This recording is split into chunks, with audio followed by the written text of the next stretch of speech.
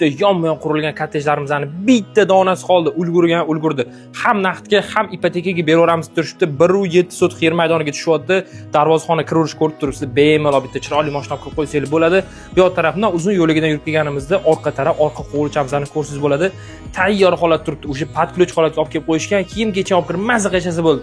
Podvallari ham bor. Ketdi uyini ko'rib chiqamiz. Asosiy eshigimizdan kirib kelganimizda o'rta koridorimizni ko'rib turibsiz. Uyimiz to'pli pol hamda batareya sistemasi orqali isitilyapti, lekin batareyalarning hammasini qo'yib berishar ekan.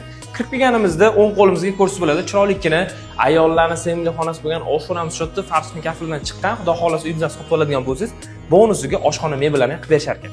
Oshxonaning ro'parasida ko'rsatib bo'ladi. Chiroylikkina zalimizga qo'yib tushyapti. Haqiqatdan xonalar katta-katta tushyapti. 100% pishqashdan qurilgan, haqiqatdan mehr bilan qurilgan uy ekan. Zalli ro'parasida esa chiroylikkina bitta sanuzilimiz. Ikkinchi etaj ko'tarilganimizda o'rta koridorimizni ko'rib turibsiz. Ikkinchi zindan shuna ko'tarilganimizda o'ng qo'limizga ko'rsatib bo'ladi. Chiroylikkina xonamiz sotdi. Xohlasangiz zal, xohlasangiz chiroylikkina yotoqxona qilib qo'yishsa bo'lar ekan. Bu xonamizning orqa tarafida esa alohida kattalar yotoqxonamiz bo'lyapti. Ichida o'zini sanuzellariga ham ega. Hamda bu tarafda ikkinchi etaj alohida sanuzel. Yon tarafini ko'radigan bo'lsak, alohida bitta yotoqxonamiz bo'lyapti. Xohlasangiz bolalar yoki alohida yotoqxona. Bu tarafda ham oxirgi xonamiz shu. Xohlasangiz naqdga, xohlasangiz ipotekaga 155 ming dollar stavkaga so'ralyapti. Inshaalloh kelishtirib beramiz. Toshkent shahar, Yashnobod tumani joylashgan. Aniq lokatsiya, ma'lumot kerak bo'ladigan bo'lsa, mamnun bo'ling, telefon qiling, ulgurib qoling.